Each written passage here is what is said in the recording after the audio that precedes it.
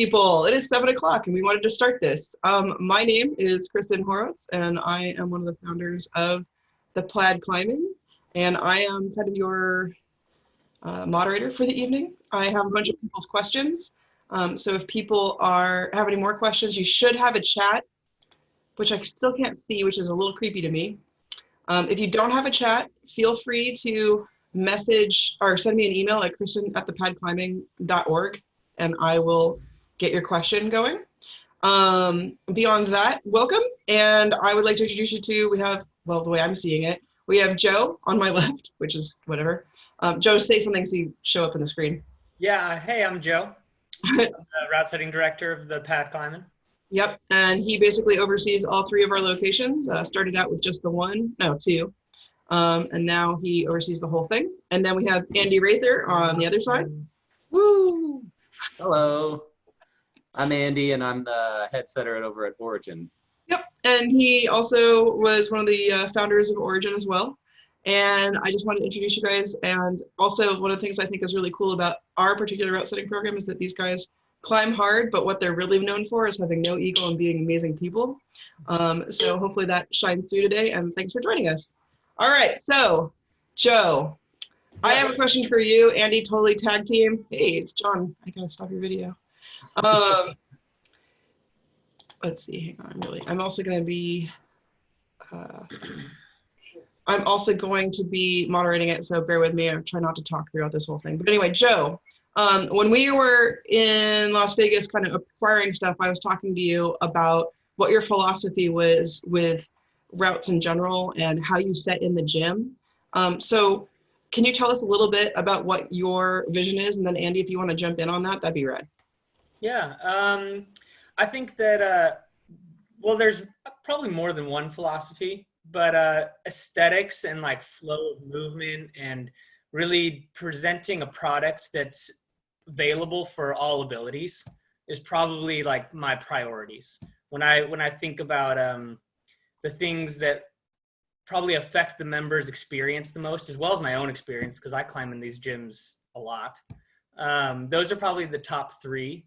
And aesthetics are, each of them, I guess, they have like a lot of details that make them, I guess all our setters, we try to teach them. So when we think about like our philosophy that I teach my setting crews, I pinpoint all these little things. Like it's really easy to make a climb look better if you just use holds that all look the same.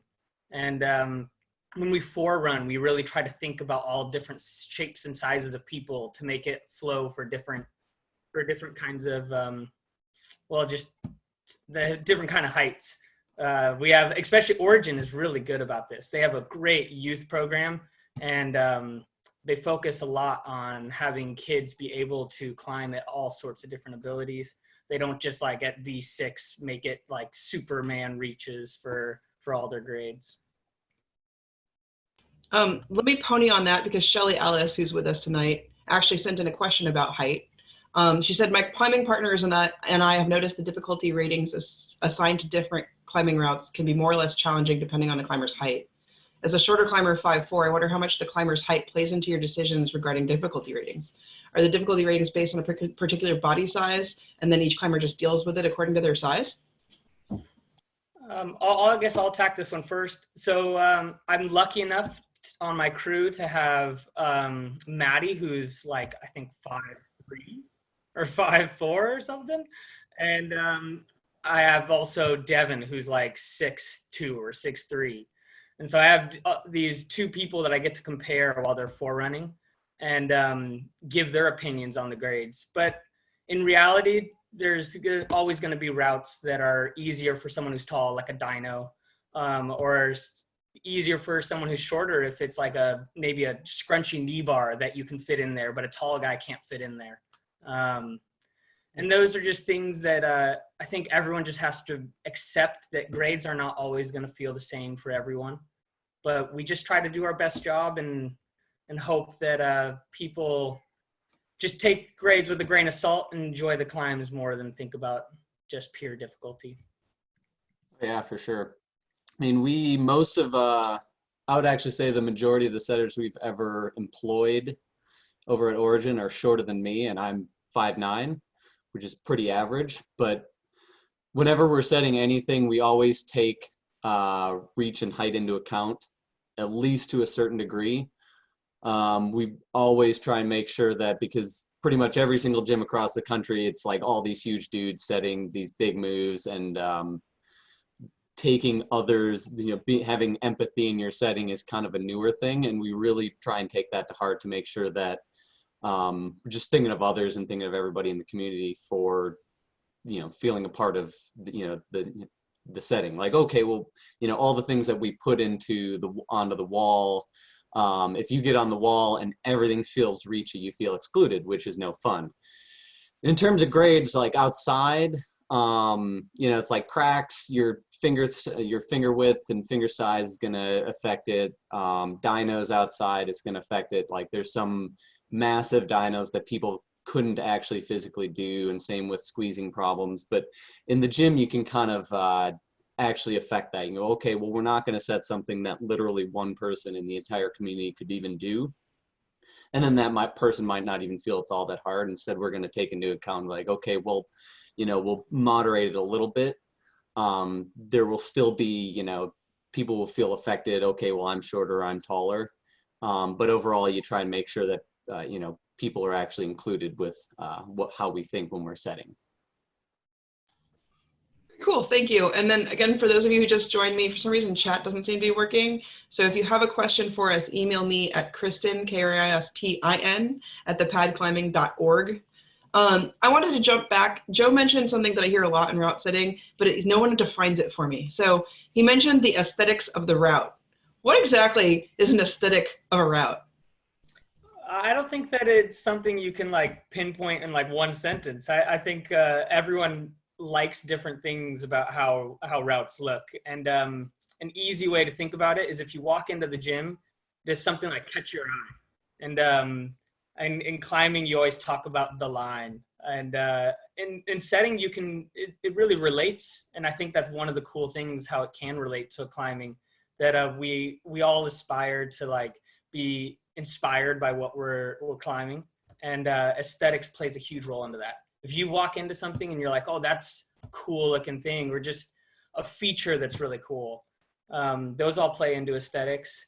But I guess what I was referring to when I brought it up was for like the philosophy of setting. I think that's just one of the priorities, is if I think it's pretty, then I think others probably will as well. And I think that there are some common traits that make routes just look nice.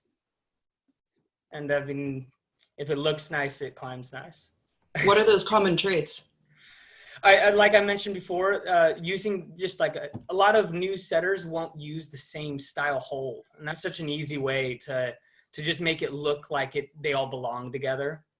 And then using lines and creating these like focal points where like your eye is just drawn to certain parts of the wall, using features that the walls were designed for, and using like your routes to play on those features. I think all those play a pretty big role in aesthetics for me. Yep. That's all just dead on pretty much. Is, oh, does it catch your eye? Using things where it like leads you to look in a certain direction, because it's like setting a bunch of holds in a line. It's kind of like the blue streak at the crag. You're like, ooh, that looks neat.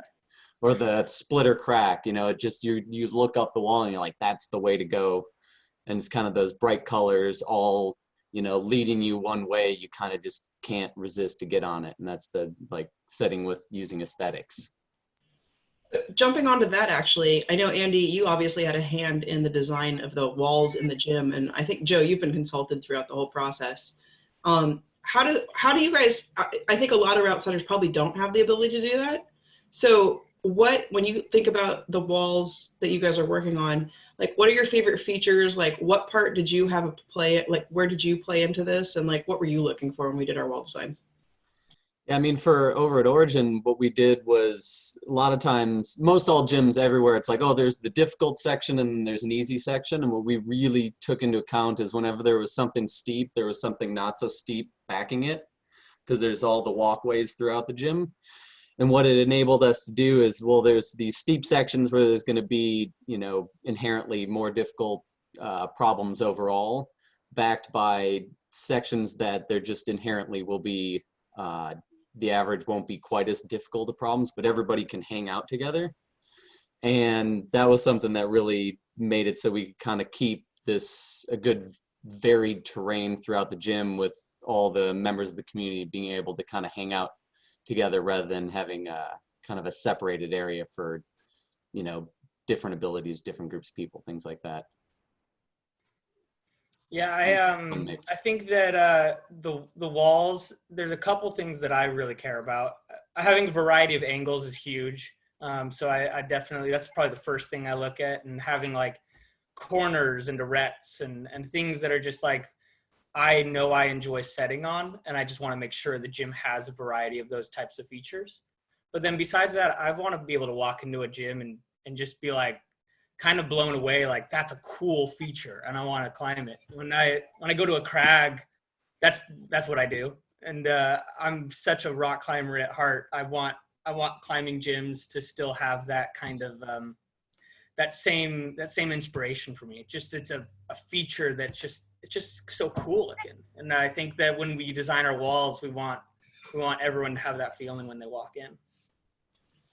So both of you guys have talked about stuff outside. How important is it for a setter to be climbing outside, and like why is it important that they climb hard? For me, I would say I'm sure there's great setters who don't climb outside, but it's such a source of motivation for me. I think that I think one of the questions I read earlier was, how do you stay like motivated or keep coming out with original climbs? And I think that that can be hard sometimes, but it's way easier when I'm really motivated and just excited about rock climbing. I come into work and I'm just excited about movement and everything, and so for me, it's really important. If I didn't rock climb, I think that it's just such a huge source of where I just find my excitement. But I can just imagine someone being excited about climbing in the gym. I mean, I grew up climbing in the gym, and this is why I got into rock climbing. So I can imagine someone just like I was when I was a kid, just being excited about climbing. It's so fun, and finding their motivation there. So maybe it's okay if they don't. But then climbing hard is it makes the job a lot easier. We have to climb all the routes after we're done setting, and if you can just kind of climb it on your first try, and you've been climbing for a really long time, so you have a really good understanding of all different styles of routes. You can compare a compression route to a slab route, which is a really hard thing to do, but if you're a really good all-around climber, it's, I think, a little easier. I agree. I think the most important thing about being strong as a setter has way more to do with what Joe's talking about, where it's not like, oh, you have to have strong people or whatever. It's you don't get beat down nearly as much when you're running all the problems after you set them. So you can actually have some consistency of energy throughout your day and whatnot.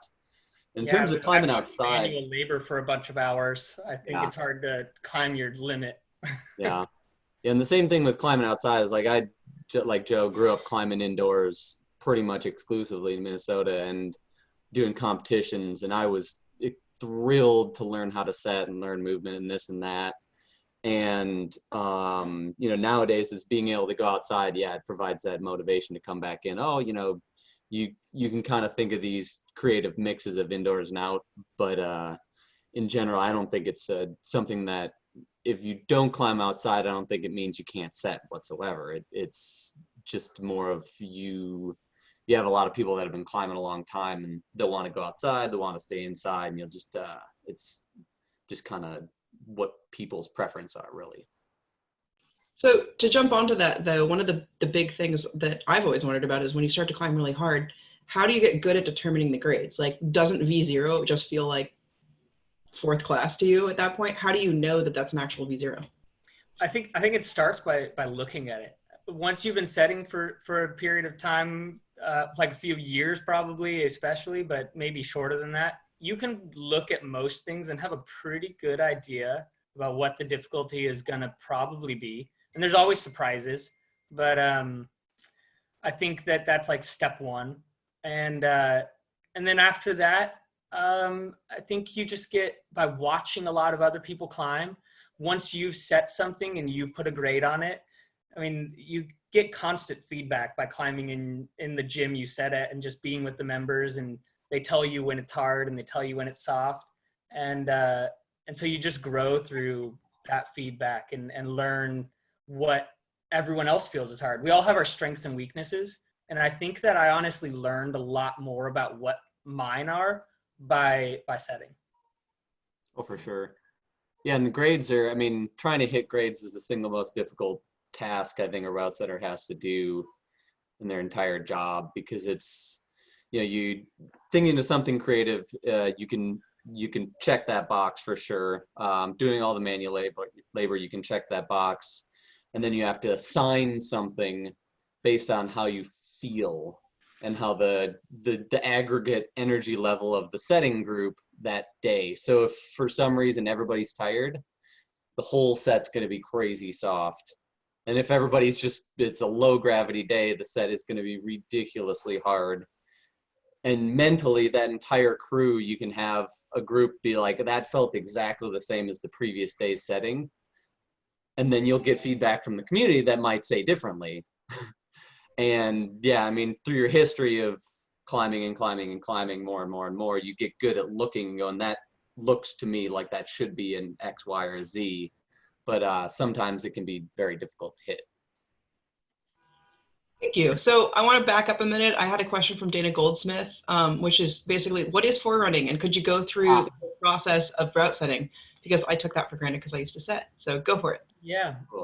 Well, forerunning is just after we're done with the day of setting, we climb all the routes to make sure that they are what we want them to be. We take that time to tweak routes and make sure that, like we were talking about before, that it's going to be okay for someone who's shorter and someone who's taller, as well as whether it hits its grade or not. And I think that that's like a really vital part of route setting. Putting the holds on the wall is also, of course, important, but the period of time where we really perfect the routes is the forerunning process.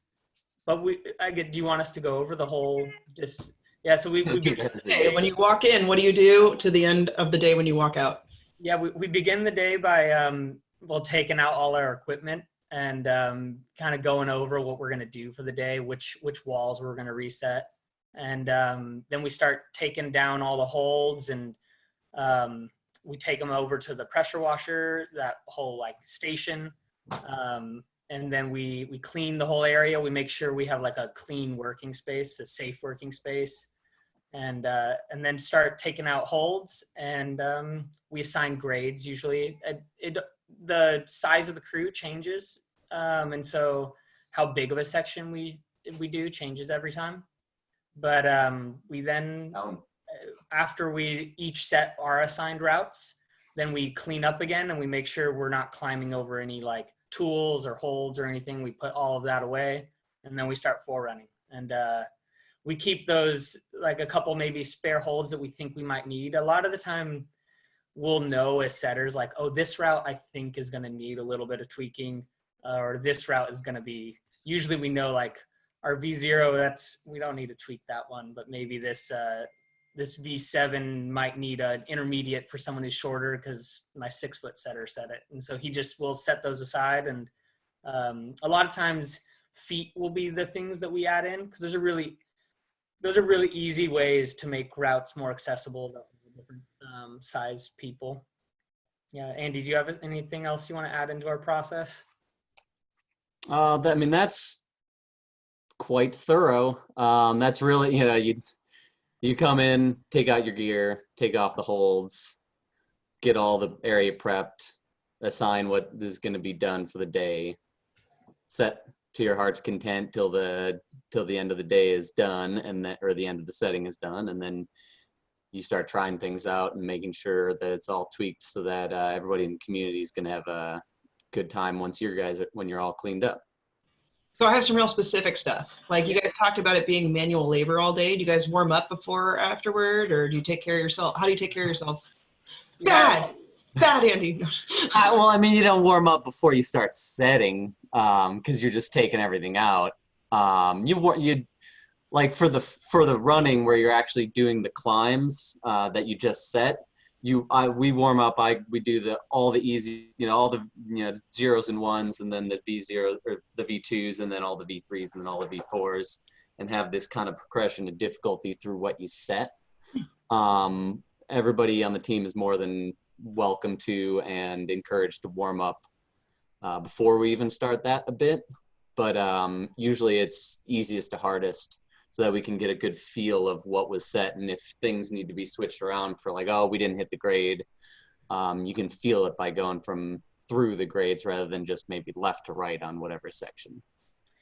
Yeah, and Andy's totally right. We don't warm up before setting, but I don't know what you would even do to warm up before setting. But we actually do in slow a lot of, I don't know, maybe we just have previous injuries or something, but we do a lot of like elbow and band exercises to warm up, just like maybe 10 minutes or something, do some push-ups. And then, yeah, start on easy climbs first always. It depends on the day too. Some days we just know it's going to be a hard forerunning day because we set some really hard climbs. On routes too, when there's less easy things to warm up on, like you're going to do like a 5:10 and then jump to a 5:13. It's a little more important to do alternative warm-ups. And do you guys try the routes as you're putting them up, or do you wait until forerunning? I think I probably did like when I first started setting, but it's a very inefficient way to set. And and so no, we don't normally. I would maybe if we're trying to do like a really compy set, I think we'll play with like those jumping moves. Or if you're just trying to do like a something you've never done before, it can be like a little bit nicer to try some moves before you set the whole thing. Yeah. But I would say that's the exception rather than the rule. I mean, as you're setting, you do kind of like super quick on the fly, like testing of distances. So you'll reach out your hands to test distance from like fingertip to foothold and stuff like that. And you'll just kind of gauge, with your arms and your legs as you're going really fast to make sure, you're kind of quick spot checking everything, but you're not pulling on. But yeah, if you're trying something completely novel and you're just like, I haven't tried anything like this before, it'll take much longer, but you'll clear your space, try move, clear your space, try move, stuff like that, because it might be something that requires really, really complicated, precise setting. I'm going to take a break real quick to remind people if you have questions, because I'm getting them coming in. Kristin, K-R-S-T-I-N @thepadclimbing.org, because for some reason your chat's not working. Sorry, it's my first round. I want to jump into specific types of settings. So one of the things that was interesting to me, since we were bouldering gym first, I'm watching Andy dance, is what is the process like for rope setting versus bouldering? Because bouldering, you get on the ladder, you put the hold on, and you go to get. But route setting, like, how do you get the rope up there? What's the system like? What is it harder? You want to go for this one, Andy? It is more work to rope set for sure. Much more work, and part of it is just different. Bouldering, like if you're doing construction, doing carpentry, anything on ground level goes quickly. Anything off of ground level goes significantly slower. So you take that to bouldering and rope climbing. It's bouldering, it's on or near ground level, whereas with ropes, you have to be on a rope. And so, I forgot something. You either need to go back to the ground, or you ran out of something. You need to go back to the ground, or you need to have somebody get it for you and you lower a bucket. You're going across much more terrain per, problem or route set. And then you actually have to have, it's not just a ladder. You'll have rope systems that you have to know and you have to set up, and kind of working with the team to actually get something done. It becomes much more complicated endeavor. Yeah, I think that for ropes we have fixed lines, and we have to jug those lines as we set. And Origin and the slow gym, because Santa Maria doesn't have ropes, but those two, they do have, it's slightly different because the giant arch in slow does require a little bit of a different system. You have to kind of like aid through the arch. It just, it's a lot easier when you're setting on a vertical wall. I mean, honestly, Hey, Joe, what's aiding? You're like using the quick draws that we already have in the arch to like get your way through the fixed line gets clipped through all these quick draws at the beginning of the day. We will climb the route, we'll fix it to the anchor, and we'll put them through the draws. And then as we use ascenders to jug those ropes, we'll just set as we go. And as you get through the arch, you're just kind of like hanging in your harness. It's probably one of the more tiring parts of the job. And you're by aiding, I just mean that you're using your equipment on the ropes really. But we'll clip into those draws with like a Petzl adjust is what we're using in slow. And it's a kind of a process that I don't think will make total sense unless I just show it to you. Because it is like, it's not very complicated, but if you don't know all the little terminology, it's not going to make sense. So onto that, we had a question from Megan Bailey about the buddy climbs. How did you figure out how to do buddy climbs? And also, can we have more? Yeah, the buddy climbs are kind of odd in a way. They're really a cool like opportunity for setters to just like work together, and you get to be really creative. Like we actually didn't even realize that it was possible to do some of these moves, and then as we were forerunning it, we're like, oh, we don't need this hold because I can just grab your arm, and it's fun. But I do think that a lot of people come into the gym who don't have a buddy to climb with and aren't really wanting to like climb in that way. They want to just, I get it. They want to train for rock climbing, and buddy climbs aren't really the greatest way to do that. So I think that they're going to be something we give everyone periodically, but they're not probably going to be in the gyms constantly. Mm-hmm. And it is, I mean, as setters, because when we did it for the Valentine's, the buddy ones, it took, there's an exaggeration, but it took forever to set them because it is not like you're like, oh, I know how to set boulder problems, or I know how to set routes, and then you try to set the buddy problems, and you go, I don't know how to set anymore. So there's this whole working as a team, but trying to figure out this completely different way to ascend a wall that you'd never done before. So it, like, a normal boulder problem might take, 10 to 25 minutes to put holds on the wall, and then the buddy problem, I don't know, is like an hour and a half or something like that to figure out how to put them on. So it was this completely different thing to learn on the fly, which was fun. Like, it was super cool to work as a team because it was so in depth to work as a team. Like, you weren't just like, oh, think of new things. It's like, I don't even know how to route set anymore. So it's just kind of this fun activity. Yeah, I think that we'll bring them back. There's no question we're going to bring them back. Cool. So let's go to grades. Sorry, my kids are trying not to go to bed, so you can probably hear them whining in the background. Sorry. So when we acquired Origin, you guys didn't believe in V0 and you started at V1. So I have a bunch of questions about route setting and grade philosophy. And why do we do what we do? Is it like, if I go outside and climb at Red Rocks bouldering, or if I go out to Bishop Peak, or I go to Yosemite, what can I expect from climbing only at the gym? And why is it like that? Yeah, I think we'll both probably have to add into this. I think grades are, they're a topic of conversation probably at a lot of fireside chats at climbing crags all around the world. It's something we all talk about, but we all kind of don't like also. It's a funny thing that consumes us. I would say for us at our gyms, we want to start out easier than what they do. Like, if you go to Bishop, California, and you climb like Hero Roof, which is a V0, that's like a V2 in our gym at maybe V3.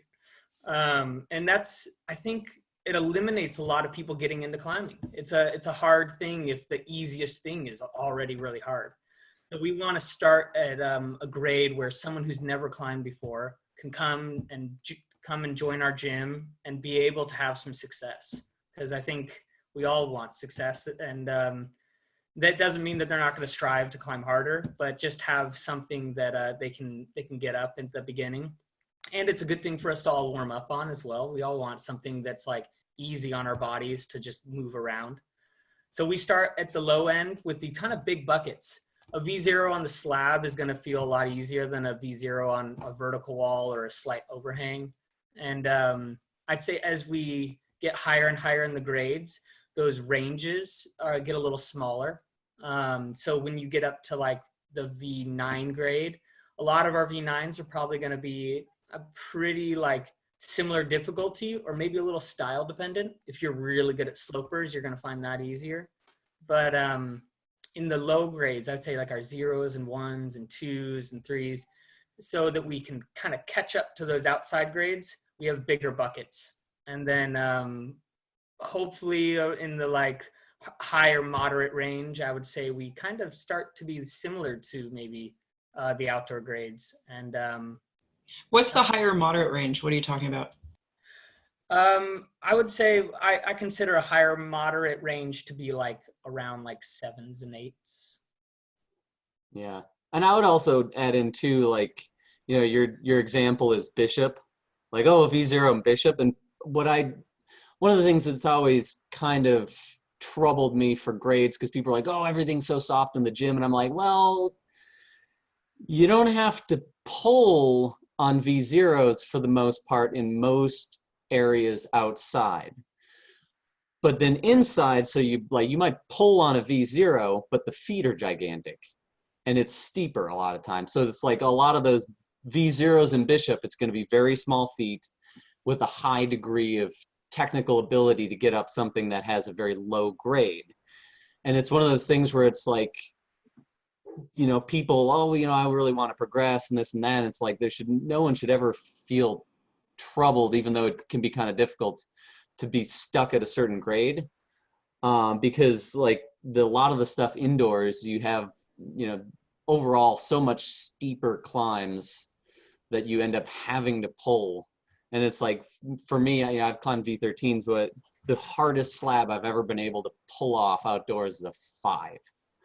And it's because it's technical and it requires this high degree of, you know, being able to use your feet and trust your feet and all that stuff. And I've never been able to do a V6 slab outside. And so you get this, well, a lot of times, you know, there's steeper grades and there's slabbier grades, and outdoors specifically, why you have a big disconnect between easier grades indoor, or lower grades indoors versus outdoors, is a lot of the lower grades outside, at least what I've seen, is you get slabs and they are so hard. And then it's so wildly different from what you see indoors as well. You just can't really recreate the rubber tester slab in the buttermilks. Like, you just can't do that indoors. And so instead you have to add hands on a wall that's more vertical a lot of times. I think that in a lot of ways, I mean, you look at different crags around the world and the grades feel totally different. Go to Rocklands and you'll say that it's like way softer than Bishop, or I don't know. And the gym's kind of the same. Different gyms are going to have different grades. But I think one of the most important things is when you show up, that there is something for everyone, and that the grade progression makes sense. So if you come to our gym and you climb like a V2, and then you go climb a V4 and you think the 4 is easier, well, then that's a little weird. That's off, and that's something we probably need to correct.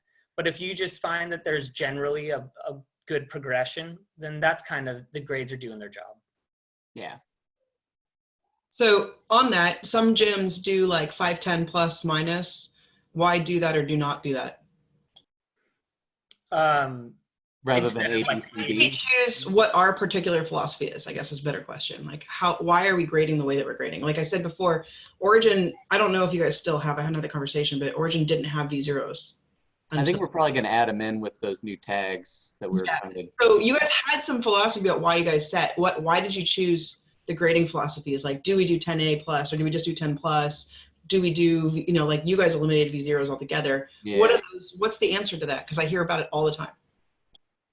Over at Origin. Well, I think I don't remember all the logic behind no zeros.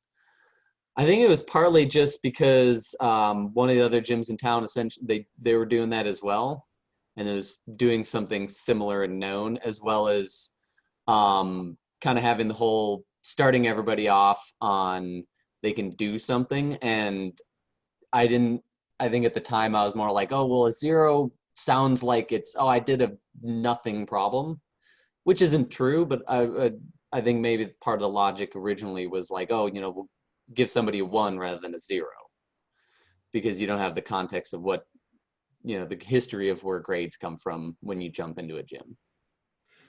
Yeah, What's the history of where grades come from before you I even was get just Oh, about to kind of goodness. jump Okay, into Joe. that.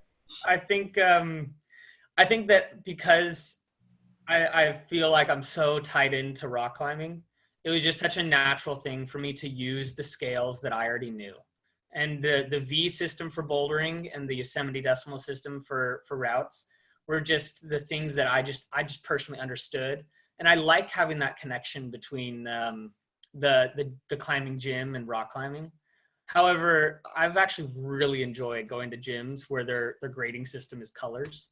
I think I think it really shows you that really what we're looking for is just a progression. And I think that climbing is such a cool sport because you get to find that progression. But like I changed the Yosemite decimal system. They go 5, 10, A, B, C, D, and I just do minus, mid, plus, because I just think it just shows that those buckets are wide. Like no one's gonna.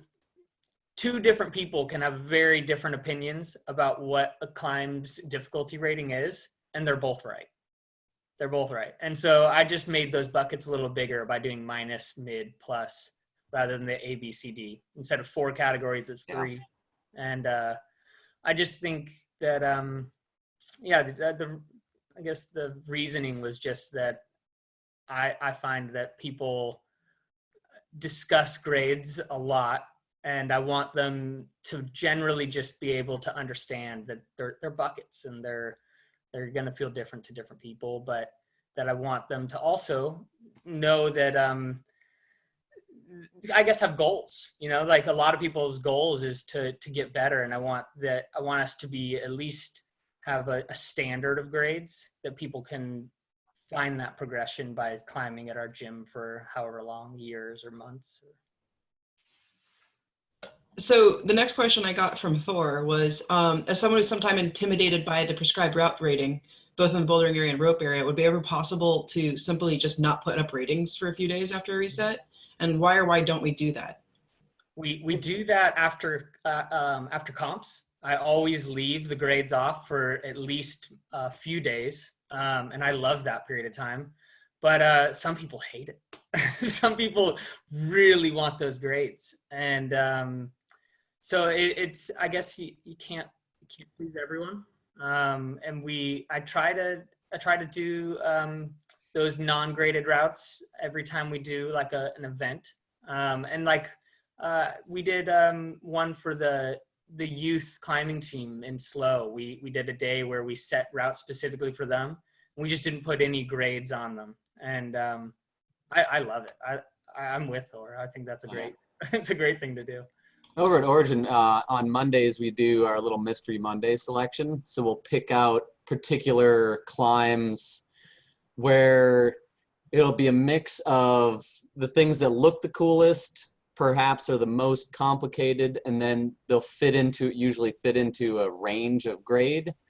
And then we don't put the actual grade on them, because what we're trying to do is pull that curiosity out of the members of the community to be like, okay, well, this just looks cool, I would like to get on it. And then take away the potential, that's too easy, or that's maybe too hard. And they'll just, try and give people a couple of things each week where that just looks cool enough to try regardless of the grade. We just kind of usually do that most weeks. That's really cool. One of the things, like I started this out by saying that you guys really stand out to me as being super egoless. And one of the things people probably don't realize is, like, as Joe had pointed out, you get a lot of feedback from the members. And one of the reasons why I stopped setting is that I'm an artiste and not a technician. And I got very hurt when people adjusted my routes. And so my question for you guys is like, is it an art? Is it a technique? How do you guys deal with the fact that everyone has feelings about everything you do? I get the most. No, go for it, Andy. Okay, I say I actually get the most upset when people don't give me feedback. I'm a creative person, but I view it personally as I try and do a technically good job. I want to be able to provide something that's interesting and creative and fun. But since it is a product for the community, I'm never like, oh, I'm an artist and it can't be changed. I'm always just like, whatever, we just want it. I want like the whole crew to be like, this is terrible, change it now. And that's telling me that. And same with the community members. If everybody is just like, oh, could you guys please do this, X, Y, and Z to make things better? Like, yeah, sure.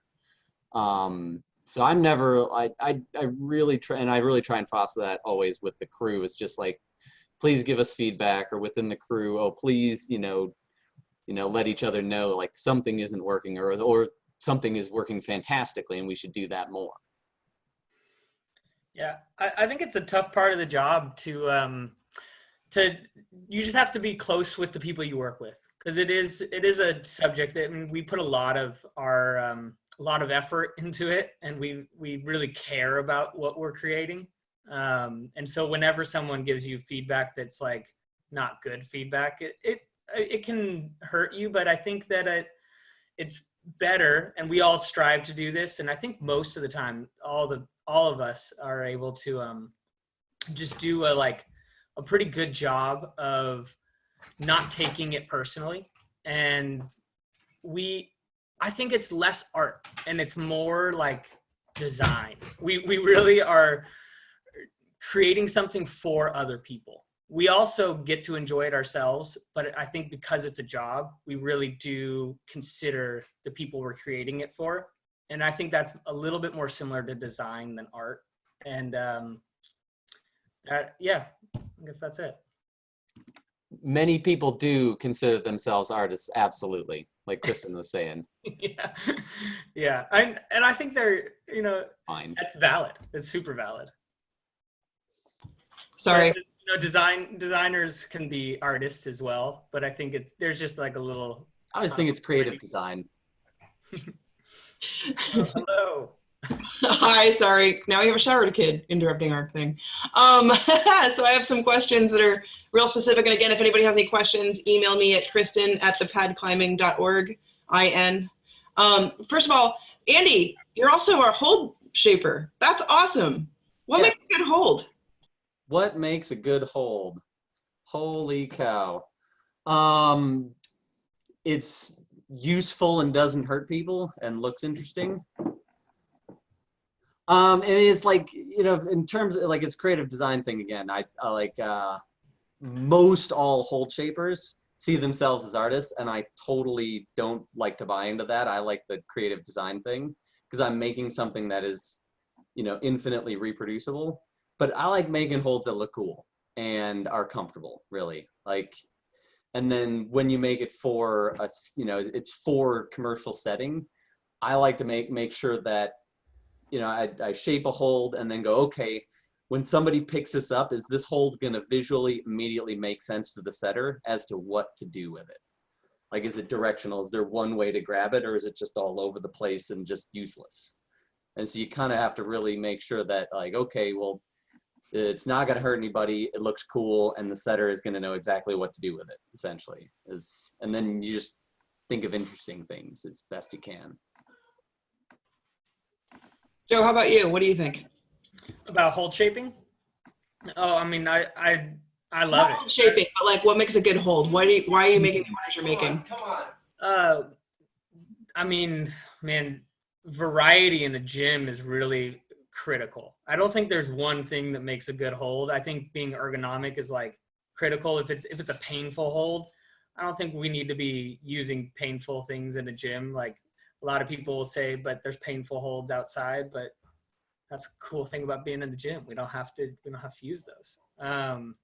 And I think that those like big features where like her modern day setting, we're really going towards like these full sets of holds that go from like a tiny little foot chip to a giant feature that all kind of have something similar about them that make them match and make them really cool and like aesthetic they go together. Those are my favorite things about when I go shopping for holds. I look for things that are going to feel comfortable. They're going to be, when you look at them, they're just going to be like, it's just cool looking, like Andy said. And that they have a large enough set that you can set like entire boulder problems or entire routes with them. And they all go together. And then going back to my point, I just need a lot of variety. So there's, you need crimps, you need slopers, you need pinches, you need it all. So going on that, Caitlin McMahon asked me, she just built herself a home wall, and I've actually seen a lot of Instagram home walls. What do you do now? Like how do you set it? What's the best use for a home wall? Man, I mean, I think that's the cool thing about setting. You can kind of just go for it. So whatever you put on the wall, then climb it. And if you don't like it, you change it. Home walls are really cool. You can do a lot of different things. You can do a spray wall where you just put all the holds on the wall and then you create climbs as you just like sit under it and you're like, I'm going to go from this hold to this hold. And you don't really have to change it too much, which is a lot less work. And I think that's a great way to train. But if you want to get, my recommendation for a home wall is some sort of spray type setup where you maybe have a couple of start holds on the bottom, maybe a couple finish holds on the top, and then just as evenly as possible fill up whatever you got in the middle. And then once the holds are already on the wall, then you start thinking of problems and trying to climb things, just because setting and resetting a home wall, you kind of just want to sit down and get a little bit of climbing in. And like, oh, I'm going to set another thing is not usually as fun for a home wall than just like, oh, everything's on the wall. I'll just make up a problem, make up another problem, and off you go. Yeah, I guess I should maybe explain what a spray wall is. I don't know. Yeah, it's just you just fill all the T-nuts with holds, and I think when you're doing that, you think about the orientation of all the holds, and you kind of like you want to make sure you're putting them in ways that are going to be fun to use. But yeah, you just fill all the T-nuts with cool holds, and then get to make up afterwards. Oh, it's kind of out of focus. Pull it back a little. Does that work? Back more. Yeah, sort of. I can kind of see it, but I kind of know what they look like. I don't know. I pulled up a picture of the home wall I had back in Minnesota. If you go to the slow gym, we've got a spray wall up at the training perch. So question on setting it. Oh, actually, do you guys know of any deals for people to be buying holds right now? Because the only thing I know about is all the hold makers are kind of focusing on the gyms and trying to get the gyms money by selling them. But I'm more interested in what kind of discounts there might be out there for people with home walls. Yeah, I mean, I think most of the hold companies out there have some sort of deal. Like for me, I haven't advertised anything, but anybody that's been contacting me, I've been getting them. What's your company named? Menagerie. Menagerie. So yeah, I've been giving people deals whenever they ask, but most everybody's got some sort of deal. And frankly, if anybody's looking to buy holds, if you contact any particular company, they'll probably give you a deal right now because, with all the gyms closed at the moment, there isn't a lot of hold sales going on commercially. Mm-hmm. So the next question was, what's your favorite thing about setting and what's the best route you ever set? I love my job. I think it's hard to choose like a favorite thing about setting. But I think that I do really enjoy climbing with the community afterwards. It's kind of funny to say that it's like after, not really setting, it's like after I've set, but it is something that I created it, and I created it with the purpose of sharing it with the community that I love so much. And so I think that that's the part of it that I love so much. But I also am just obsessed with rock climbing, and having a job where I get to climb and be kind of connected to that climbing community. I think that's definitely maybe a contender for favorite part of the job as well. Do you have a best? Oh, a best friend. Oh man, it's hard to choose one. It's been The specific question actually was hardest route that you've ever set, Oh, hardest. but I I don't know if wonder. hardest is necessarily the best. So yeah, hardest is probably not the best. But yeah, I've probably set like a V13 and a 13 plus, 513 plus in the route. Yeah. Yeah. I remember setting out in Denver, and they'd let me set whatever I wanted for training routes. So I'd set 14 pluses at one of the gyms out there just because I could. Yeah. But it Yeah, wasn't they're not like, it very wasn't the good best. I routes mean, there's for like monos and other horrible things on them. So let me round this out with, how did you guys become setters in the first place? Especially now that we're all corporatized, and back in the day, like slow op, it was literally like, do you want to do it? All right, cool. So tell me about how you guys became route setters, and then give some advice to somebody out there who might want to. Yeah, I became a route setter. I had, like Andy had mentioned, that we both grew up climbing in the gym. And when I moved to San Luis Obispo for going to college, I think that, I don't know, I felt very lucky. I got really accepted into the community right away. It's just super welcoming. And I was so in love with climbing, and I think they saw that. And they just offered me a place to come in and set with them, because we have that volunteer setting crew that we still do. And it's a great way to get involved. And it takes a lot of motivation and a lot of excitement about the sport. Like, you're going to work hard, and it's not like you're not making a bunch of money, because and so that's like, I guess that's how I got into it. But I just feel really lucky that a lot of gyms don't have that. So slow up was special. Yeah. I remember specifically, it was kind of two different ways that were kind of the same way. As I remember when I was like 13, starting to climb and just begging the gym to let me have some tape to tape my own routes up the walls, because I was too young. They wouldn't let me have a wrench back when we used to use wrenches versus drills. And then, so it was like taping my own routes. And then at the other gym that in Minneapolis area, it was like that spray wall thing, is they had a wood wall. It was really steep, sprayed full of wood holds, and everything had names, and you'd make up your own problems. And then you'd write down the list of names in a row for the sequence. And there was this massive list of problems. And then for me, it was mostly starting to make up things on my own based on what was already on walls. And you just, oh, what about this move? What about this move? And stuff like that. And that happened for a couple of years before I put any holds onto a wall. I did the same thing. I think that it's just something, I think it's very natural for climbers to just kind of like want to create their own movement. Mm-hmm. Yeah, I mean, it's good to like any of the training boards, if anybody has it's a moon, kilter, tension, or just a spray walls, starting out on those is because you have this immediate resource to be able to choose your own adventure on those things and make up things and figure out what movement kind of means to you. Anyway, thank you so much for joining us, guys. I think this was pretty fun. I don't have any more questions. So if there's anything you want to say to anybody else out there, welcome to. But for those of you who are joining us, thank you and welcome and goodbye. Thanks, everyone. Hope to see you guys all soon when this is all over. All right. Bye, guys. We're going to end it here.